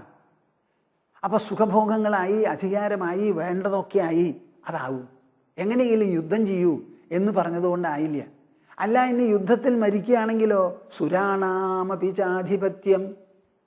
ദേവേന്ദ്രന്റെ പദവി പോലും വീരസ്വർഗം എന്നുള്ള നിലയ്ക്ക് എനിക്ക് കിട്ടാൻ പോകണമെന്നുണ്ടെങ്കിൽ ഇത് രണ്ടും ഒരു പ്രയോജനമില്ല കൃഷ്ണ. ഞാൻ ഗാണ്ഡീവം കയ്യിലെടുത്ത് യുദ്ധം ചെയ്ത് ആ യുദ്ധം എത്ര നാൾ നീങ്ങുമോ അത്ര നാൾ ഒന്നുകിൽ അതിൽ മരിക്കുക, അല്ലെങ്കിൽ എല്ലാവരെയും കൊന്ന് ജയിക്കുക. ഇതാണല്ലോ. ഇത് വിദൂര ഭവിഷ്യത്തുകളാണ്. ഇപ്പം എനിക്ക് യുദ്ധം ചെയ്യണമെങ്കിൽ അതിനുള്ള ശക്തി പോലുമില്ല. ശരീരം ചുട്ടുനീറണു, മനസ്സാണെങ്കിൽ പറയാൻ വയ്യ, ചുറ്റിത്തിരിയണു. അങ്ങനെയുള്ള ഒരു സ്ഥിതിയിൽ ഞാൻ എങ്ങനെ അമ്പും വില്ലും എടുത്ത് പടപൊരുതും? അപ്പം പടപൊരുതേണ്ട ഭാഷയെ എന്നോട് പറയരുത്. വല്ലവിധവും യുദ്ധം ചെയ്യൂ, മരിച്ചാൽ സ്വർഗം, ജയിച്ചാൽ ഭൂമി, ഇത് രണ്ടും എനിക്ക് വേണ്ട. ഇത് രണ്ടുമല്ലാതെ എൻ്റെ ദുഃഖത്തെ, ഇപ്പം ഇരിക്കുന്ന ദുഃഖത്തിനെ അതേപടിക്ക് ഉള്ളിൽ നിന്ന് നീക്കാനായി അങ്ങയുടെ കയ്യിൽ ശ്രേയസ് എന്ന് പറയുന്ന എന്തെങ്കിലും മോക്ഷമാർഗം, ആത്മജ്ഞാനമാർഗം, ജീവൻ മുക്തി മാർഗമുണ്ടോ? എന്നാൽ എന്നെ ഉപദേശിക്കൂ. ആ ഉപദേശം കേട്ട് എൻ്റെ മനസ്സിലുള്ള ദുഃഖം നീങ്ങി അമ്പും വില്ലും എടുക്കാനുള്ള ശക്തി വീണ്ടും കിട്ടി ഞാൻ സ്ഥിരചിത്തനായി യുദ്ധം ചെയ്യണം. അതിന് പറ്റണം. അപ്പം അതിന് പറ്റിക്കണമെങ്കിൽ എന്തു വേണം? അതിന് സാധിപ്പിക്കണമെങ്കിൽ ആദ്യമായിട്ട് എനിക്ക് മനസ്സിൻ്റെ വിഷമം തീർന്ന് ആശയത്തെളിച്ചമുണ്ടായി ആത്മവാനും ബലവാനും സ്ഥിരബുദ്ധിയുമായി തീരണം. അപ്പം അർജുനൻ ആവശ്യപ്പെടുന്ന ശ്രേയസ് എന്താ? വളരെ വ്യക്തമായില്ലേ? ഇതിലധികം ഇനി വ്യക്തമാവാനുണ്ടോ? നിങ്ങൾ ശ്രേയസ് മോക്ഷം എന്ന് വിചാരിച്ചാൽ എന്താ മനസ്സിൽ കരുതുന്നത്? വല്ലവിധവും കുറേ കാലം ജീവിക്കുക, എന്നിട്ട് ഭൂമിയിൽ നിന്ന് ശരീരം വീഴുക. അന്ന് വീണ് കഴിഞ്ഞാൽ രണ്ടാമതൊരു ജന്മമില്ലാത്ത നിലയാണ് മോക്ഷം എന്ന് ധരിക്കുന്നവരാണ് ഏറെ കൂടുതലും. ശരിയായിട്ടുള്ള മോക്ഷം അതല്ല. അതാണ് നമുക്ക് ജീവൻ മുക്തി എന്നൊരു ഭാവന, ഒരു ഭാവം, കോൺസെപ്റ്റ് ഉള്ളത്. ജീവിച്ചിരിക്കുമ്പോൾ തന്നെയാണ് മുക്തി, ജീവിച്ചിരിക്കുമ്പോൾ തന്നെയാണ് ബന്ധനം. ബന്ധനം ജീവിച്ചിരിക്കെ ആണെങ്കിൽ മോക്ഷവും ജീവിച്ചിരിക്കേ വേണം. നമുക്ക് ശരീരം വിട്ടുകഴിഞ്ഞിട്ടുള്ള ഒരു ലാഭത്തെ പറ്റി അറിയാൻ പറ്റില്ലല്ലോ. ജനിക്കുന്നതിന് മുൻപുള്ളതിനെ പറ്റി നമുക്ക് അറിയില്ല, മരണാനന്തരമുള്ളതെ പറ്റിയും അറിയില്ല. അതൊക്കെ അപ്രത്യക്ഷങ്ങളാണ്, അനുമാനത്തിന്, ഊഹാപോഹത്തിന് വിധേയമാണ്. ജീവിതം മാത്രമേ പ്രത്യക്ഷവും അനുഭവസിദ്ധവുമായിട്ടുള്ളൂ. ആ അനുഭവസിദ്ധിയിൽ പെട്ടുന്നതാണ് ബന്ധനം. ആ അനുഭവസിദ്ധിയിൽ പെടുന്നത് തന്നെ ആവണം മോക്ഷവും. അപ്പം അർജുനൻ ആവശ്യപ്പെടുന്നത് വളരെ വ്യക്തമാവണു. വല്ലവിധവും യുദ്ധം ചെയ്ത് കിട്ടാൻ പോകുന്ന ഒരു സ്വർഗമോ അല്ല തിരിച്ചു കിട്ടാൻ പോകുന്ന രാജ്യമോ, ഇത് രണ്ടുമല്ല എൻ്റെ ഉദ്ദേശം. കാരണം അവ രണ്ടിനും എൻ്റെ ദുഃഖത്തെ തുടച്ചു മാറ്റി എന്നെ സ്ഥിരബുദ്ധിയാക്കി തീർക്കാൻ സാധിക്കില്ല. ഇതിലേറെ ഇനി എന്താ വിശദീകരിക്കാനുള്ള? ഒന്ന് പറയൂ പ്രേക്ഷകരെ. ഇതിലേറെ വിശദീകരിക്കാനുണ്ടോ ജീവിത നേട്ടം? നിങ്ങളെല്ലാവരും വിലയിരുത്തിക്കോളൂ. ഭഗവത്ഗീത മുൻപിൽ വെച്ചുകൊണ്ട്, മഹാഭാരതം മുൻപിൽ വെച്ചുകൊണ്ട് വേദവ്യാസ മഹർഷി നമുക്ക് നൽകുന്ന ആഹ്വാനം എന്താ? എൻ്റെ പൊന്നു മനുഷ്യരെ, നിങ്ങൾക്ക് അർജുനനെ പോലെ വിവേകമുണ്ടാവട്ടെ, അർജുനനെ പോലെ ആശയത്തെളിച്ചം തേടൂ, അർജുനനെ പോലെ ആത്മസ്ഥിതി തേടൂ, ആത്മധൈര്യം അവലംബിക്കൂ. നിങ്ങൾക്ക് വേണ്ട നേട്ടം പുറത്തല്ല, അകത്താണ്. അത് മനസ്സിനെയും ബുദ്ധിയെയും അലങ്കരിക്കുന്നതാണ്, ധന്യമാക്കുന്നതാണ്, സമ്പന്നമാക്കുന്നതാണ്, സൗഭാഗ്യവും സാഫല്യവും അണയ്ക്കുന്നതാണ്. അങ്ങനെ ഉൾ വ്യക്തിത്വത്തെ പൂർണ്ണമാക്കാനുള്ളത് എന്തോ അതാണ് ശ്രേയസ്, അതാണ് അന്തരാത്മ, അതാണ് ഭഗവത് പ്രാപ്തി, അല്ലാതെ വേറെ ഒന്നുമല്ല. കാര്യം നമ്മൾ ചതുർഭുജധാരി, മഹാവിഷ്ണു, പരമശിവൻ, ബ്രഹ്മ എന്നിങ്ങനെ പലതും പറയുന്നുണ്ടെങ്കിലും അതൊക്കെ ഒരു ചിത്രീകരണമാണ്, ഒരു ഓഡിയോ വിഷ്വൽ റെപ്രസെൻറ്റേഷനാണ് അതൊക്കെ. വാസ്തവത്തിൽ ആകാശത്തിന് രൂപമുണ്ടോ? ഇല്ല. ആകാശം മാത്രമല്ലേ എങ്ങും വ്യാപിച്ചിരിക്കുന്നുള്ളൂ. ഭൂമിക്ക് സർവ്വവ്യാപിത്വമുണ്ടോ? ഖരവസ്തു ഇല്ല. ജലത്തിനുണ്ടോ? ഇല്ല. ദ്രവവസ്തു. വായുവിനുണ്ടോ? ഇല്ല. അപ്പം ഇതൊന്നും വ്യാപിക്കില്ല എല്ലാ സ്ഥലത്തും. ചൂട് എല്ലാ സ്ഥലത്തും ഉണ്ടാവുമോ? ഉണ്ടാവില്ല. സർവ്വദിക്കിലും വ്യാപിക്കുന്നത് ആകാശമാണ്. ആ ആകാശത്തിന് എന്തെങ്കിലും പ്രത്യേക നിറമോ മണമോ ഗുണമോ ആകൃതിയോ ഉണ്ടോ? ഇല്ല. അതുപോലെ ഈശ്വരനും സർവവ്യാപി, സർവവ്യാപി, ആകാശസമം, ആകാശസമം. ആ ഭഗവാനെ പ്രാപിക്കുക എന്ന് പറഞ്ഞാൽ ആ പ്രാപണം കണ്ണുകൊണ്ടുപോയി ചതുർഭുജധാരിയെ കാണുകയാണോ? അല്ല. അതാണ് ഉപലബ്ധി മാത്രം എന്ന് ഭാഗവതം ചിത്രീകരിക്കുന്നത്. അത് അനുഭവത്തിലൂടെ അറിയേണ്ടതാണ്. മനസ്സിനെയും ബുദ്ധിയെയും നിറയ്ക്കുന്നത് ഉള്ളുണർവിലൂടെ ഉള്ളാഹ്ലാദം, ഉള്ളാനന്ദം, നിർവൃതി രചിച്ചുകൊണ്ട് മനുഷ്യനെ പൂർണ്ണമാക്കുന്നത് എന്തോ അതാണ് ഭഗവത് പ്രാപ്തി. ആ ഭഗവത് പ്രാപ്തി എനിക്ക് വേണം എന്നാണ് ഇവിടെ ആവശ്യപ്പെടുന്നത്. പ്രസ്ഥാനത്രയം എന്ന് ഞാൻ ഇടയ്ക്കിടയ്ക്ക് പറയാറുണ്ട്. ഒരു ഭാഗത്ത് ഉപനിഷത്ത്, മറുഭാഗത്ത് ഭഗവത്ഗീത, പിന്നെ ഒരു ഭാഗത്ത് ബ്രഹ്മസൂത്രം. ആ പ്രസ്ഥാനത്രയം പ്രതിപാദിക്കുന്നത് എന്താ? ബ്രഹ്മസൂത്രം പഠിക്കുന്നതിന് മുൻപ് എഴുതി ചേർക്കുന്നുണ്ട്. എന്താ? ഈ ബ്രഹ്മവിദ്യ, വിദ്യ എന്ന് പറഞ്ഞാൽ നിങ്ങൾക്കറിയാം, സാധാരണ അറിവ്. അത് ബ്രഹ്മത്തെ സംബന്ധിക്കുന്ന അറിവിനാണ് ബ്രഹ്മവിദ്യ. ഈ ബ്രഹ്മവിദ്യ അഭ്യസിക്കുക. ഈ ഭഗവത്ഗീതയിലുള്ള ഓരോ അധ്യായത്തിനും ബ്രഹ്മവിദ്യായാം യോഗശാസ്ത്രേ ശ്രീകൃഷ്ണാർജുന സംവാദേ, ശ്രീകൃഷ്ണനും അർജുനനും കൂടി പടക്കളത്തിൽ പടക്കളത്തിൽ നടത്തിയ സംവാദം ബ്രഹ്മവിദ്യയിൽ യോഗശാസ്ത്രത്തിൽ എന്ന് പറയുന്നുണ്ട്. അപ്പോൾ ഭഗവത്ഗീത ചർച്ച ചെയ്യുന്നത് ബ്രഹ്മവിദ്യയാണ്. അതാണ് ശരിയായിട്ടുള്ള യോഗശാസ്ത്രം. ശരീരത്തിനുള്ള ആസനകളും മുദ്രകളും എടുക്കുന്നത് യോഗശാസ്ത്രമായി കണക്കാക്കാൻ പറ്റില്ല. അവിടെ ഇനിയൊന്നോട് കൂടി യോജിച്ച് ഇല്ലാതെയാവുന്നില്ല. ശരിയായ യോഗം ഉള്ളിലാണ്. ആ ഉള്ളിലെ ചിന്തകൾ അതിൻ്റെ തന്നെ ഉറവിടത്തോടുകൂടി ചേർന്ന് ഒന്നായിത്തീരുന്നതാണ് യോഗം. വിഷയത്തോടുകൂടി ചേർന്ന് ഒരുമിച്ചായിത്തീരുന്നതാണ്. മനോവൃത്തികൾ ഉപശമിച്ച് എവിടുന്ന് മനോവൃത്തികൾ വരുന്നുവോ അവിടെ മാത്രമായി ഒന്നിച്ചു ചേർന്നിരിക്കുന്നത്, ഉറക്കത്തിൽ എന്നതുപോലെ ഉണർന്നുകൊണ്ടുറങ്ങുക, അതാണ് വാസ്തവത്തിൽ യോഗം. ആ ബ്രഹ്മവിദ്യ പഠിക്കാനായിട്ട് 4 കൂട്ടം അധികാരങ്ങളെ പറ്റിയാണ് ശങ്കരാചാര്യർ പ്രത്യേകം നിർബന്ധിക്കുന്നത്. സാധന ചതുഷ്ടയം എന്നാണ് അതിന് പേര്. സാധന ചതുഷ്ടയം. എന്താ ഈ സാധന ചതുഷ്ടയം? 4 കൂട്ടം യോഗ്യതകളോ സമ്പന്നതകളോ. ഏതാണ് ആദ്യത്തത്? നിത്യാനിത്യവസ്തു വിവേക. എല്ലാവരും ഒന്ന് പറയും. നിത്യാനിത്യവസ്തു വിവേകം. നിത്യാനിത്യവസ്തു വിവേകം. നിത്യവും അനിത്യവുമായിരിക്കുന്ന 2 എണ്ണത്തെ വേർതിരിച്ചറിയാനുള്ള വിശേഷ ബുദ്ധി, അതാണ് വിവേകം. ലോകത്തിൽ ഭൂതത്തിലും വർത്തമാനത്തിലും ഭാവിയിലും ഒരുപോലെ നിൽക്കുന്നതാണ് ശാശ്വതം, നിത്യം.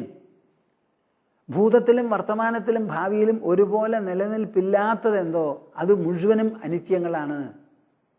ഈ നിത്യാനിത്യ വസ്തു വിവേകം പ്രയോഗിച്ച് ലോകത്തെയും നമ്മുടെ വ്യക്തിത്വത്തെയും നാം അപഗ്രഥിച്ചുവെങ്കിൽ, അനലൈസ് ചെയ്തുവെങ്കിൽ, ചർച്ച ചെയ്തു നോക്കിയെങ്കിൽ, ഈ ലോകത്തിൽ ഭൂമി അടക്കം സൂര്യനടക്കം സർവഗോളങ്ങളും പാഞ്ചഭൗതികമായ പ്രപഞ്ചവും എല്ലാം തന്നെ നശിക്കുന്നതാണ്. പരിണമിക്കുക എന്ന് പറഞ്ഞാൽ തന്നെ നാശമാണല്ലോ. ഇപ്പോൾ ഉള്ളത് ഇല്ലാതെയായി പുതിയതൊന്ന് വരുമ്പോഴാണല്ലോ പരിണാമം, പരിവർത്തനം എന്ന് പറയുന്നത്. അപ്പം ഏത് പരിവർത്തനത്തിലും ഉള്ളത് പോയി പുതിയതൊന്നാ വരുന്നത്. അപ്പം അവിടെ നാശം കഴിഞ്ഞുല്ലോ. പരിവർത്തന സ്വരൂപമല്ലേ ലോകത്തിന്, പഞ്ചഭൂതങ്ങൾക്ക് മുഴുവനും. അപ്പം പാഞ്ചഭൗതികമായ ഈ പ്രപഞ്ചം മുഴുവനും പരിണാമത്തിന് വിധേയമാണ്. അതേ കാരണത്താൽ അത് നശ്വരമാണ്, നിത്യമല്ല. നമ്മുടെ ശരീരമോ പാഞ്ചഭൗതികം, അതിൻ്റെ ഉള്ളിലുള്ള മനസ്സോ ബുദ്ധിയോ അഹങ്കാരമോ അവയും നിത്യം ഒരുപോലെ നിൽക്കുന്നതല്ല.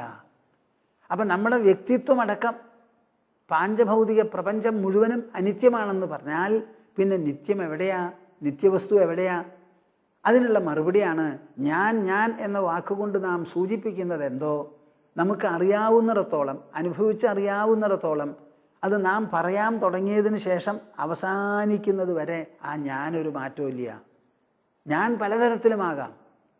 ഞാൻ കുട്ടിയായിരുന്നു, ശിശുവായിരുന്നു, അത് കഴിഞ്ഞ് ബാലനോ ബാലികയോ ആയി, പിന്നെ കുമാരനോ കുമാരിയോ ആയി, പിന്നെ യുവാവോ യുവതിയോ ആയി, പിന്നെ വൃദ്ധനോ വൃദ്ധയോ ആയി, ദാ ഞാൻ മരിക്കാൻ പോണു. ഈ നിലയിലൊക്കെ ഈ ഞാൻ ഒരേപോലെ തുടരുക ചെയ്യുന്നത്, ഒരേപോലെ തുടരും. ആ ഒരേപോലെ തുടരുന്ന ഈ ഞാൻ അതേ കാരണത്താൽ നിത്യമാണ്.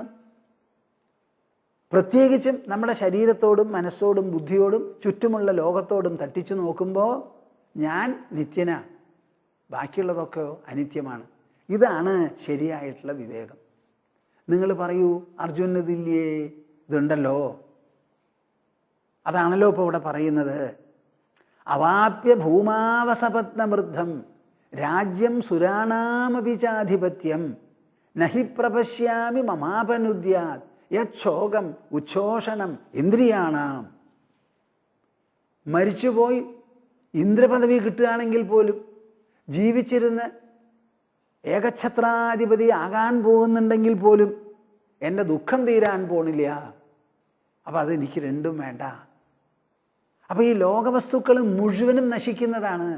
അതുകൊണ്ട് എൻ്റെ നേട്ടം ഞാൻ ആവശ്യപ്പെടുന്നത് എനിക്ക് കിട്ടില്ല എന്നുള്ള വിവേകവും ആ വിവേകത്തെ തുടർന്നുള്ള വൈരാഗ്യവും രണ്ടാമത് ഇഹാമുത്ര ഫലഭോഗ വിരാഗം, പിന്നെയോ ഒരു 6 കൂട്ടം സമ്പത്തുകളോ യോഗ്യതകളോ ആണ്. അത് ശമദമാതി ഷഡ്കസമ്പത്തി എന്നാണ് പറയുക. അത് കഴിഞ്ഞാൽ മുമുക്ഷുത്വം. ഇങ്ങനെ 4 എണ്ണമാണ് സാധന ചതുഷ്ടയം. അതിൽ വിവേകത്തിൻ്റെയും വൈരാഗ്യത്തിൻ്റെയും കഥ വളരെ വ്യക്തമാക്കി. അവിടുന്ന് അങ്ങോട്ട് ശമദമാതി ഷഡ്കസമ്പത്തി അതും അർജുനനുണ്ടോ എന്ന് ചോദിക്കുകയാണെങ്കിലോ ഉണ്ട്. എന്തൊക്കെയാ അർജുനൻ പറഞ്ഞത്? ന കാക്ഷേ വിജയം കൃഷ്ണ നച രാജ്യം സുഖാനിജ കിം നോ രാജ്യേന ഗോവിന്ദ കിം ഭോഗൈ ജീവിതേന വാ. കേൾക്കുന്നുണ്ടോ പ്രേക്ഷകരെ നിങ്ങൾ? എത്ര വ്യക്തമായിട്ടാ പടക്കളത്തിൽ നിന്ന് പറയുന്നത്. ന കാക്ഷേ വിജയം കൃഷ്ണ, കൃഷ്ണ എനിക്ക് വിജയം വേണ്ട. നച രാജ്യം സുഖാനിച, എനിക്ക് രാജ്യം തിരിച്ചു കിട്ടണ്ട, സുഖഭോഗങ്ങളും വേണ്ട രാജകീയമായിട്ടുള്ളത്. കിം നോ രാജ്യേന ഗോവിന്ദ കിം ഭോഗൈ ജീവിതേന വാ. ഈ രാജ്യം തിരിച്ചു കിട്ടിയിട്ട് എന്ത് വേണം? ഭോഗം കൊണ്ട് എന്ത് വേണം? ഇതിലധികം ഇനി ശമവും ദമവും ഒരാൾക്ക് മനസ്സിൽ ഉദിക്കാനുണ്ടോ? അത് വളരെ വ്യക്തമാണ്. കിം നോ രാജ്യേന ഗോവിന്ദ കിം ഭോഗൈർ ജീവിതേന വാ. അത് കഴിഞ്ഞ് അവസാനം പറഞ്ഞു നിർത്തുന്നത് എന്താ? ഏതാന്നഹം തുമിച്ഛാമി ഘ്നതോപി മധുസൂദന അഭിത്രൈലോക്യരാജ്യസ്യ ഹേതോഃ കിം നു മഹീകൃതേ. പ്രേക്ഷകരെ നിങ്ങൾ കേൾക്കുന്നുണ്ടോ? ഈ ഭഗവത്ഗീതയിലെ ഓരോ ശ്ലോകത്തിനും വളരെയധികം അന്വർത്ഥതയാണ്. ഏതാന്ന ഹന്തുമിച്ഛാമി, ഇവരെല്ലാവരും ഇവിടെ പടപൊരുതണം പടപൊരുതണം എന്ന് പറഞ്ഞു വന്നിരിക്കുകയാണ്. എന്നെ കൊല്ലാൻ വേണ്ടി വന്നിട്ടുള്ളവരാണ് നമ്മുടെ പക്ഷത്തിലുള്ളവരെ മുഴുവനും. അപ്പം അവരോട് പടപൊരുതാനും അവരെ കൊല്ലാനും ഒരാളോടും ചോദിക്കണ്ട എന്നുള്ളത് ഒരു നിലയ്ക്ക് ശരിയാണ്. പക്ഷെ എൻ്റെ മനസ്സ് കൃഷ്ണ പറയുന്നത് എന്താണെന്നറിയോ? ഏതാന്നഹം തുമിച്ഛാമി ഘ്നതോപി മധുസൂദന. ഞാൻ മിണ്ടാതെ ഇരിക്കുമ്പോൾ എന്നെ കൊല്ലാനാണ് ഇവർ പോണതെന്നുണ്ടെങ്കിലും അങ്ങനെയാണെങ്കിൽ പോലും ഞാൻ ഇവരെ കൊല്ലാൻ ഇഷ്ടപ്പെടുന്നില്ല. എത്രമാത്രം ഒരു മനുഷ്യന്റെ മനസ്സിന് ശക്തി വേണം എന്ന് ആലോചിച്ച് നോക്കൂ. അഭിത്രൈലോക്യരാജ്യസ്യ ഹേതോഃ കിം नु മഹീകൃതേ. അഭിത്രൈലോക്യരാജ്യസ്യ ഹേതോഃ, 3 ലോകത്തിന് വേണ്ടി ആയാൽ പോലും ഞാൻ ഇവരെ കൊല്ലാൻ തയ്യാറില്ല എന്ന്. കിം नु മഹീകൃതേ. എന്നിട്ടാണോ നമ്മുടെ ഹസ്തിനപുരമോ ഇന്ദ്രപ്രസ്ഥമോ എന്ന് പറയുന്ന ഒരു തുണ്ട് ഭൂമി? ഏത് പടയാളിയാ പടക്കളത്തിൽ വന്ന് ഇങ്ങനെ സംസാരിച്ചിരിക്കുന്നത്? ഇതാണ് ഭാരതം, ഇതാണ് നമ്മുടെ സംസ്കാരം, ഇതാണ് നമ്മുടെ വൈഭവം. വൈഭവം ഒരിക്കലും നിങ്ങൾ നമ്മുടെ ഭാരതത്തെയോ ഭാരതീയരെയോ പണം വെച്ച് ജഡ്ജ് ചെയ്യരുതപ്പാ, വിലമതിക്കരുത്. വെറും പഠിപ്പ് കൊണ്ടും അവരെ വിലമതിക്കരുത്. അവരെ ഉത്തമ ബുദ്ധി കൊണ്ട് വിലയിരുത്തിക്കോളൂ, വിവേകം കൊണ്ട് വിലയിരുത്തിക്കോളൂ, വൈരാഗ്യം കൊണ്ട് വിലയിരുത്തിക്കോളൂ. ശ്രീരാമൻ വളരെ കഷ്ടപ്പെട്ട് രാമനും ലക്ഷ്മണനും മാത്രമേ ഉള്ളൂ. ഒരു കുറിപ്പ് കൊടുത്തയച്ചാൽ ഭരതൻ വേണ്ടത്ര പടയ അയച്ചു കൊടുത്തിട്ടുണ്ടാവും. അത് ആവശ്യപ്പെടാതെ അവർ രണ്ടുപേരും തന്നെയാണ് ആ വനവാസ വ്രതത്തിൽ ഉറച്ചു നിന്ന് അവസാനം ലങ്കയ്ക്കെത്തി യുദ്ധം ചെയ്ത് രാവണനെ താഴത്തിട്ടത്, തട്ടിയിട്ടു. എന്നിട്ടോ മടങ്ങിപ്പോകുമ്പോൾ ഒരു തരി സ്വർണം അവിടുന്ന് എടുക്കാതെ സിംഹാസനത്തിൽ വിഭീഷണനെ ഇരുത്തി സീതയും കൊണ്ട് മാത്രമാണ് അവർ മടങ്ങിയത്. ലോകത്തിലെ ഏത് കോൺകററാണ്, ഏത് കീഴടക്കിയ മഹാരാജാവാണ് ഇങ്ങനെ ചെയ്തിട്ടുള്ളതെന്ന് നിങ്ങൾ നോക്കൂ. ആ രാമനാണ്, രാമരാജ്യമാണ് നമുക്ക് സ്വത്തായിട്ട് കിട്ടിയിട്ടുള്ളത്. ഇത് നമ്മുടെ ഉദ്യോഗസ്ഥന്മാരും മന്ത്രിമാരും ഒക്കെ മനസ്സിലാക്കണം. അവർ ഭരിക്കുന്നത് അവരുടെ മുത്തച്ഛൻ കൊടുത്ത സമ്പത്തൊന്നുമല്ല. നമുക്ക് പൊതുവെ ഹിമാലയം തൊട്ട് സമുദ്രം തട്ടി നിൽക്കുന്ന, ആഴി തട്ടി നിൽക്കുന്ന ഹിമാലയം തൊട്ടുള്ള ഊഴിയുണ്ട് ഇവിടെ. അതാണ് നമ്മുടെ സമ്പത്ത്. എത്രയോ തലമുറകൾ വന്നു പോയി കഴിഞ്ഞു, ഇനിയും വരും പോകും. നമ്മുടെ ഭൂമി വന്നു പോവില്ല, അത് അവിടെ തന്നെയുണ്ട്. ആ ഭൂമിയിൽ ജനിച്ച ഭാരതീയരുടെ ഒരു വിശേഷപ്പെട്ട സംസ്കാരമുണ്ട്, ഒരു സമ്പന്നതയുണ്ട്. അവർക്ക് ലോകം മുഴുവനും ഉറ്റുനോക്കുന്നതും കിടപിടിക്കാൻ ഒന്നും ആരുടെ കയ്യിലും ഇല്ലാത്തതുമായ വിശേഷപ്പെട്ട ഒരു ഉൾധനം, ഒരു ഇന്നർ ട്രഷറാണ് അവരെ ഭരിക്കുന്നത്. ആ ഒരൊറ്റ സംസ്കാരത്തിൻ്റെ ആ ഉൾ മഹിമയുടെ പേരിലാണ് ഒരു തരി സ്വർണമെടുക്കാതെ രാമൻ തിരിച്ചു വന്നത്. കിഷ്കിന്ധയിലേക്ക് സുഗ്രീവന്റെ അഭിഷേകത്തിന് വിളിച്ചപ്പോൾ ഞാൻ വരില്ല എന്നാ പറഞ്ഞത്. വനവാസബദ്ധനാണ് ഞാൻ, അതാണ് എൻ്റെ വ്രതം. അതുകൊണ്ട് ഞാൻ കാട് വിട്ട് നാട്ടിലേക്ക് സിംഹാസനം ആരോഹണ സമയത്ത് അതിൽ പങ്കെടുക്കാൻ വേണ്ടി എത്ര വലിയ പാർട്ടി വിളിച്ചു കൂട്ടിയാലും രാമൻ അവിടെ ഉണ്ടാവില്ല, ദശരഥപുത്രന്റെ സാന്നിധ്യം ഉണ്ടാവില്ല എന്ന് പറഞ്ഞ് പരമാവധി ലക്ഷ്മണനെ പറഞ്ഞയക്കാന്ന് പറഞ്ഞ് പറഞ്ഞയക്കുക ചെയ്തത്. നിങ്ങളിത് കേൾക്കുന്നുണ്ടോ പ്രേക്ഷകരെ? ഇതാണ് നമ്മുടെ ഊക്ക്, നമ്മുടെ ഉണർവ്, നമ്മുടെ ഉഗ്രത, നമ്മുടെ നേട്ടം, നമ്മുടെ ലക്ഷ്യം, നമ്മുടെ മൂല്യം, നമ്മുടെ മാനദണ്ഡം, നമ്മുടെ പരീക്ഷ, അടിവരക്കുറിപ്പ്. അഭിത്രൈലോക്യരാജ്യസ്യ ഹേതോ കിംനു മഹീകൃതേ. അവസാനം അർജുനന്റെ സഹനശക്തി എത്രയുണ്ടെന്ന് ആലോചിച്ചോളൂ. ഗാണ്ഡീവധാരിയായിരിക്കുന്ന അർജുനൻ പറയാണ്, എന്ത്? യതിമാം അപ്രതീകാരം അശസ്ത്രം ശസ്ത്രപാണയഃ ധാർത്തരാഷ്ട്രാരണേ ഹന്യുഃ തന്മേ ക്ഷേമതരം ഭവേത്. യതിമാം അപ്രതീകാരം അശസ്ത്രം ശസ്ത്രപാണയഃ ധാർത്തരാഷ്ട്രാരണേ ഹന്യുഃ തന്മേ ക്ഷേമതരം ഭവേത്. എന്ത് മുത്ത് പോലെയുള്ള വാക്കുകളാണ്. വായിക്കൂ, വായിക്കൂ, പഠിക്കൂ, കുട്ടികൾക്ക് പറഞ്ഞു കൊടുക്കൂ, കഥാരൂപത്തിലെങ്കിലും പറയൂ, കഥാരൂപത്തിലെങ്കിലും പറയൂ. ഞങ്ങളുടെ ആശ്രമത്തിൽ നടക്കുന്ന സംസ്കാര പൈതൃക ക്ലാസ്സിൽ 8 ക്ലാസ് എടുത്തിട്ടാണ് നമ്മുടെ ബ്രഹ്മചാരിണി വിനയ എന്ന് പറയുന്ന വിനയസ്വരൂപ നമ്മുടെ കുട്ടികളെ 100 കുട്ടികളുണ്ട്, അവരെ സഹസ്രനാമം പഠിപ്പിച്ചത്. അതിലൊരു 35-40 കുട്ടികൾ 29-ാം തീയതി നൈമിഷാരണ്യത്തിലെത്തി പ്ലാറ്റ്ഫോമിലിരുന്ന് മുക്തകണ്ഠം അവർ സഹസ്രനാമം ജപിച്ചു. ആ സത്രശാല തന്നെ അങ്ങോട്ട് സ്പന്ദമാനമായി ആ കുട്ടികൾ അങ്ങോട്ട് ജപിക്കാൻ തുടങ്ങിയപ്പോൾ. എത്ര വയസ്സുണ്ട്? അധികം വയസ്സൊന്നുമില്ല, 10-12 വയസ്സിന് താഴെയോ അത്രയേ ഉള്ളൂ. ആ കുട്ടികളെ 8 ദിവസം കൊണ്ട് പഠിച്ചു എന്ന് പറഞ്ഞാൽ എന്താണ് അവരുടെ കഴിവ് എന്ന് നിങ്ങളൊന്ന് പറയണപ്പാ. തിന്നാനും ഉറങ്ങാനും മാത്രമുള്ളതാണോ ഭാരതീയന്റെ ജീവിതം? അല്ല, അല്ല, അല്ല. 1 തവണ പറഞ്ഞാൽ പോരാ, 10 തവണ പറഞ്ഞാൽ പോരാ, അല്ല. സംസ്കാരം കൈപ്പറ്റാൻ വേണ്ടിയിട്ടാണ് നമ്മൾ ഈ ലോകത്തിനെ മുഴുവനും ചോദ്യം ചെയ്ത് വെട്ടിക്കുറിക്കാൻ നമുക്കുള്ള ശക്തിയുണ്ട്. ഭാരതീയന്റെ മുമ്പിൽ പുറമേ ഒരു വസ്തുവും ആകർഷണമല്ല. ത്രൈലോക്യരാജ്യസ്യ ഹേതോഹോ എന്നാ പറയുന്നത്. 3 ലോകം അതിനു വേണ്ടി പോലും ഞാൻ അഭിലഷിക്കുന്നില്ല എന്ന്. എന്നിട്ടാണോ ഈ ചെറിയ തുണ്ടുഭൂമി